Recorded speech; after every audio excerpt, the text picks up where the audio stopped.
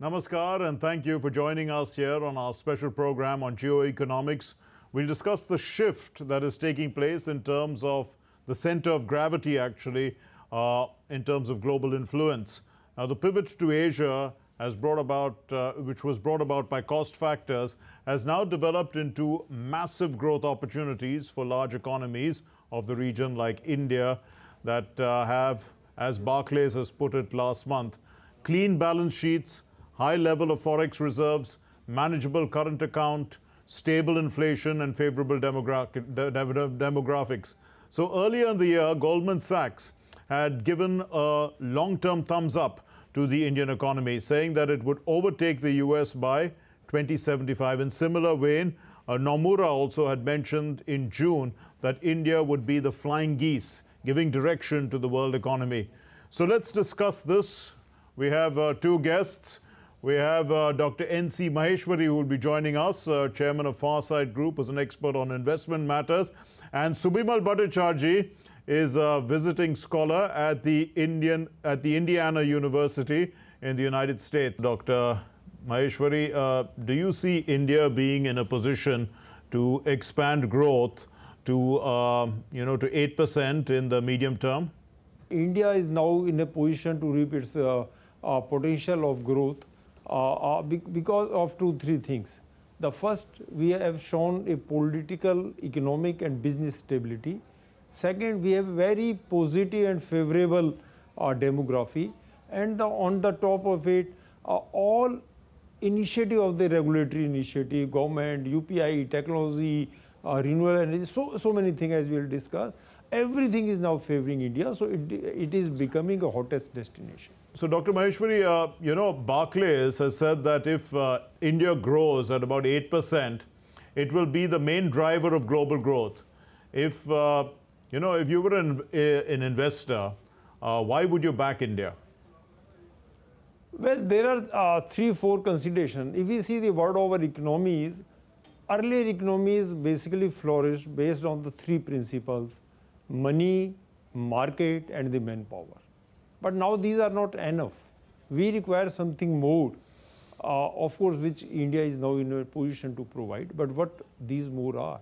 There are various subsets of the social activities, social economic activities, social political activities, and the global hut. The world has become global hut. An incident occurred in one country has a far ramification, far consequences to the world over. So now money, how to raise the money itself is a big question. Now money is coming world over in the shape of startups. Money is not coming into the traditional industries. And now you see the status of startups in India. The largest number of unicorns last 2-3 years are being produced by India. Even these last 3 months, we were able to raise almost 2 billion funds in the startup. So startup is the major thing where we can raise the money. That is the first thing. Second is the FDI and FPI. Because of the government initiative, we have seen the PLI in almost 18-20 industries, yes, where we are getting incremental growth, and the industries are being rewarded for the higher production. So right. Once we are getting the higher production, it means once they are getting the reward, second, their cost of production is coming down. So that twin benefit are naturally reducing our cost, and we are in a position to export the goods also. So that is the second thing of the PLI. Now you come in the basic reforms. I think the world over, why anybody would like to settle in India, or why he would like to come to India to put up an industry, because a lot of expatriate, a lot of their own power might have to migrate to India. So first of all, they require a very sort of a democracy, well-established democracy, where there are no much parda, no much restrictions, and openness in the society, which of course India is providing. Indeed. We are also joined by Subimal Bhattacharjee, who is joining us from Indiana University in the United States. Thanks very much, Mr. Bhattacharjee. Now, the tech sector is worth it's worth around $245 billion this year. It's expected to hit about $500 billion by 2030. These are figures for India itself. So it has been expanding fast, as we know, over the last 3 decades. But you're an expert in this field. Do you see that there could be headwinds, that are emerging, or is this assessment of growth almost doubling in the next 5 years accurate?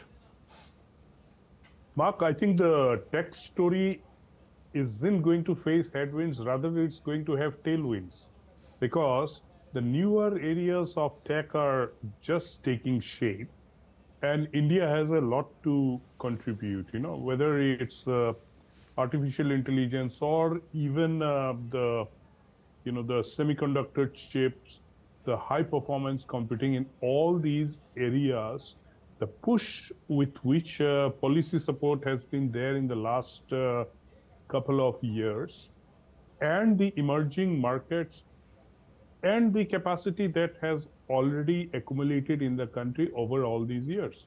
Let me just give one simple example. Yesterday, you would have seen the announcement in Europe of the biggest, artificial intelligence and supercomputer or high performance computing systems anywhere in the world, as the joint project was announced.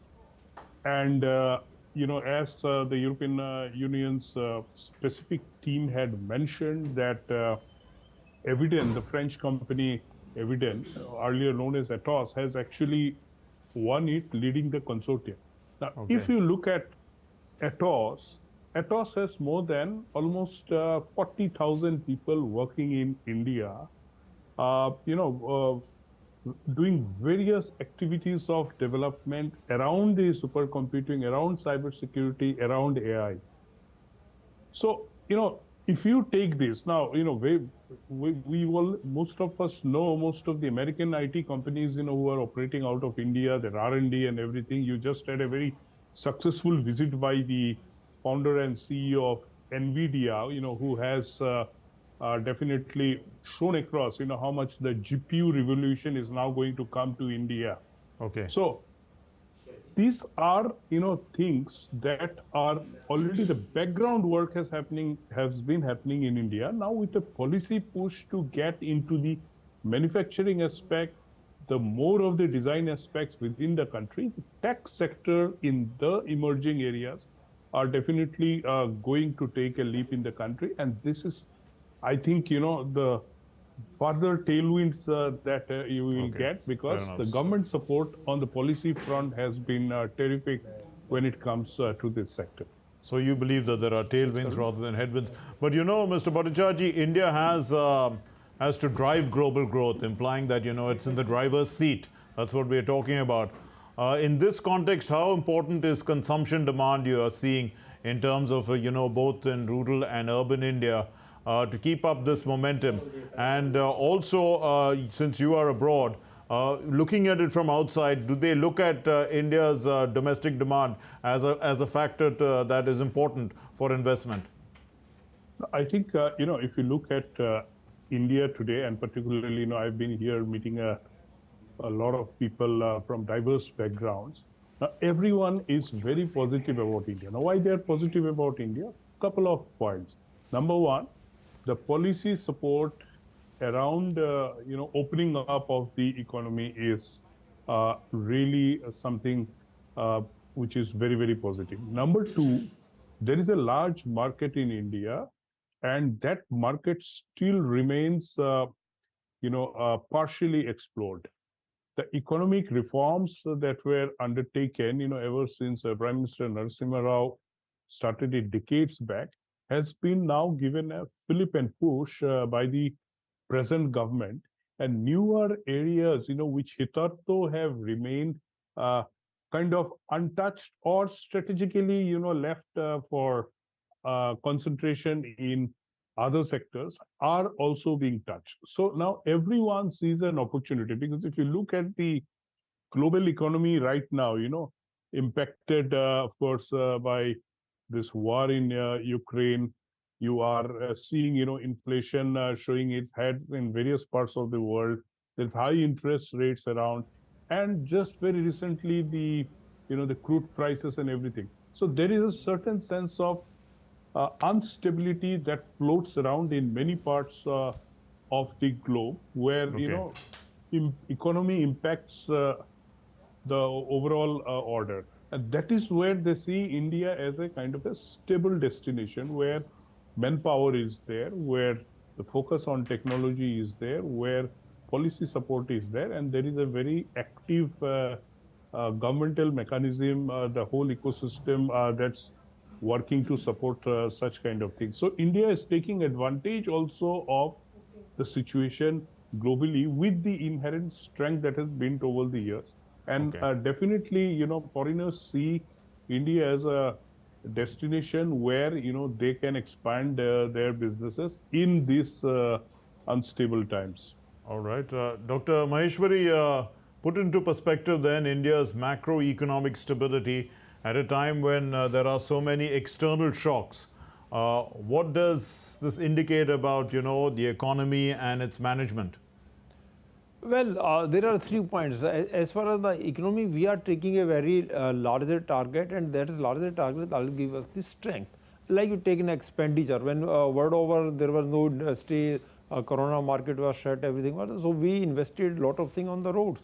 We invested a lot of things on the government buildings. So government spending was in a major force to keep the show running and give a boost to the economy. And now the last 3-4 years efforts on the road, on the construction, on the airport, everything is now giving us things. You see, last 2 years itself, we have seen almost 100 airports which are coming. Coming back to our original issue, why world over people will flock to India? First, the startup, the need of tech is there. Then they require a lot of medical facilities. They require infrastructure. They require a better suitable a system where trade can be settled, and if there is a dispute, commercial dispute can be resolved much earlier. So everything is now is in place. I think last year itself the government have promulgated that maybe the commercial code have to be separated, and all commercial dispute has to be resolved within 2 years. So now we have world-class facility. As a matter of fact, it is not only facility, it is attracting the foreign exchange. Medical tourism has become the hub of the city. So it means money is coming in addition to this. So now we have the medical facilities, we have the road infrastructure, we have the airports, we have the sea links, and of course a settlement trading system. Now come to the tech part, the UPI. The world over you just see this thing, the word number of trades we are able to, or the transaction we are able to settle on UPI, maybe the force, even both of the cards put together, Visa and Master, maybe our transaction in UPI settles are much more than that. So this type of the technology, which is cost effective and everything we are providing. Now the last and but not the least is the commercial taxation. The corporate taxation in the India is one of the lowest in the world. At 15% for new setup, I think there is no parallel to that. Okay. And on the top of it, we are getting still PLI, as I've said, other incentive says, and everything is there. And Fair now enough. the gift city. The gift city, without discussing the gift city, maybe our thing may not be complete. We have created a world over even better than world status area where we gift city, there is no STT on transaction, there is no gift tax, no stamp duty. Not only that, for all practical purpose, the trades on the gift city are deemed to be trade in foreign exchange. So you don't lose anything on foreign exchange. The freely repatriable money is there. You can keep balance there. Your clearing, your export benefit, cess benefit, everything is available. So now sitting at India, you can trade world over. Our Singapore Nifty, which used to be the trade in Singapore, now is available at the gift city in India. So what I'm trying to say, the lot of regulatory initiative coupled with a very positive, favorable demography, and of course the resilience which we have shown in last 2-3 years has put our economy, has put the India on top. Indeed. Mr. Bhattacharjee, India's GST collections also were very high, at 162,712 crore rupees in September. This also indicates that the economy is quite healthy. In this context, I mean, looking at it again from the outside, the ecosystem Dr. Maheshwari has described, all the systems also seem to be in place, for foreign investors to come to India. What would you say? Yeah, definitely. I think it is a very nice indicator about where the economy is performing, in terms of when you are increasing your tax revenues, and you are not only increasing your tax revenues, even you are getting more people into the tax bracket. So all those points in which the Western nations very many times used to kind of find always faults with India today are for them to see that these are disappearing, and there is a proactive approach to address all the institutional shortcomings that were there. So I think this coupled with the focus on infrastructure building, as Mr. Maheshwari has rightly pointed out, that is something that the foreigners really look at. Whether I engage with the businessmen here, whether I engage with the economists here, I see that everyone now wants to bring an India example in many of the case studies that they try to put across. Right. So this is something that is changing. You are being taken notice of, not because you have lobbied or anything like that, but you have made a lot of these structural changes, and you have implemented that, and then you have a genuine approach Right. in trying to take the country forward, with all these kind of steps. Sure. So focus on infrastructure, Right. focus on manufacturing, focus on optimizing the service industry more, and on top of it, making it ease of doing business overall. I think Absolutely. these are the points We that are running foreigners short look of at. time, so I've asked you to be a little brief in your answers, both of you. Dr. Maheshwari, also, the direct tax collections have registered about a 19% growth in so far in FY 23-24 up to September. What message does this send out to investors? We're looking at formalization of the economy, after all, over a period of time. I think you have said very correctly. The formalization of economy means we are bringing the all core sectors to our core team.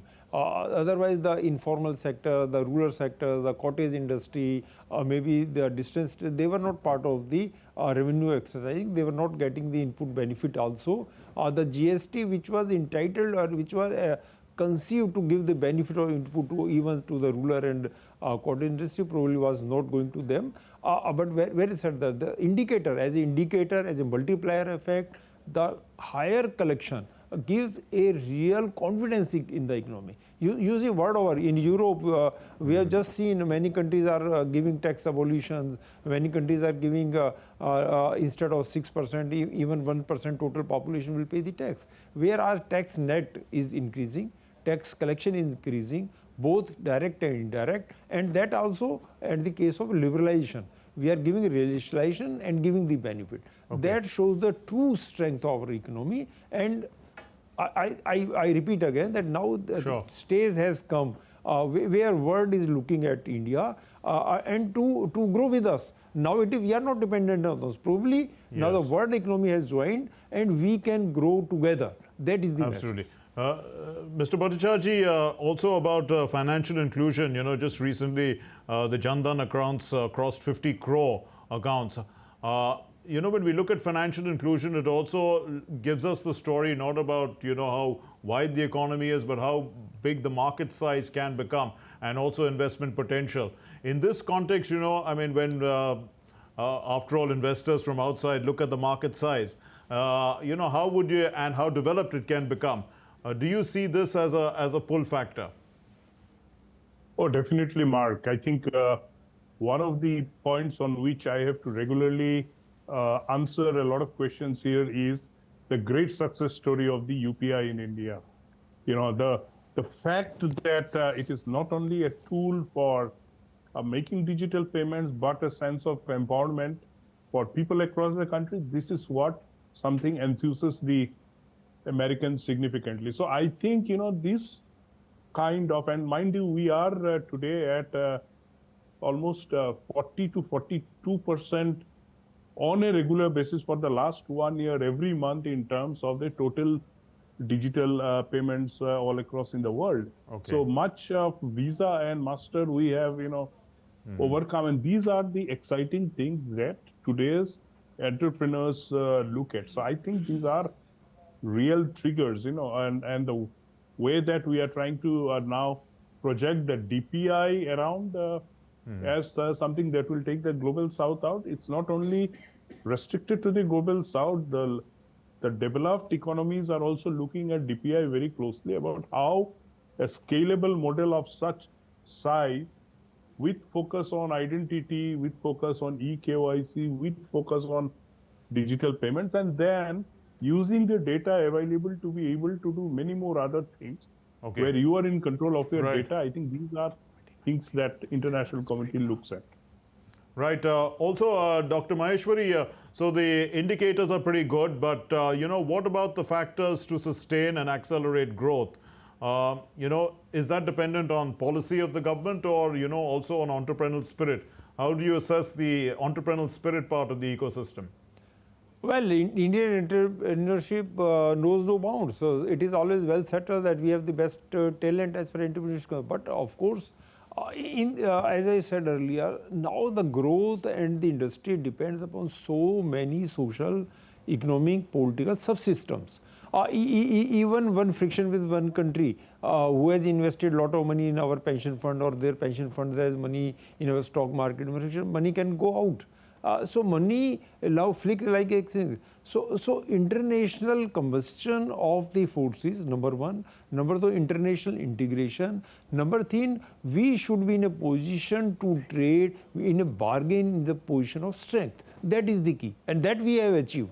Now what we are discussing, what we are bargaining, what we are negotiating, we are not from the position of I should say the weak party, but from this point of strength.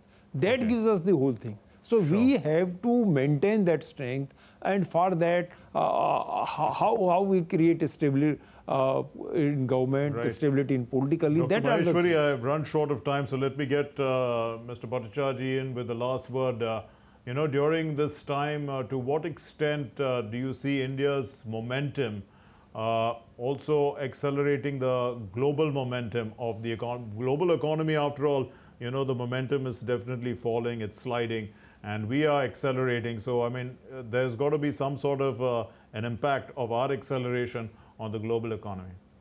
Oh, definitely. Everyone looks at us as the oasis at this point of time, and that is where every economy is now looking at stabilizing their economy, being engaged with the Indian economy. And I think that's the bigger success story that possibly we are driving beyond the economic story that we are creating in the country. So the opportunities for others to engage with India and to emulate some of the things that we have done right in times which are challenging, I think that's the bigger lesson that possibly we are giving to the whole world.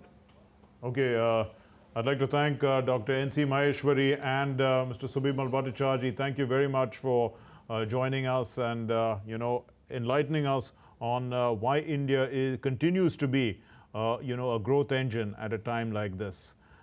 In conclusion, let's say this, that India's tax revenues, both direct and GST, have increased significantly with the growth momentum that we've talked about. And this implies that the tax GDP ratio has also improved, and that growth is leading to greater revenues for the government. Now, what is the government doing with that? The government, in turn, is spending appropriately on the supply side, boosting infrastructure, creating an enabling environment to boost growth across all sectors. And that is why the momentum continues to build in the Indian economy. Thanks very much for watching. Namaskar.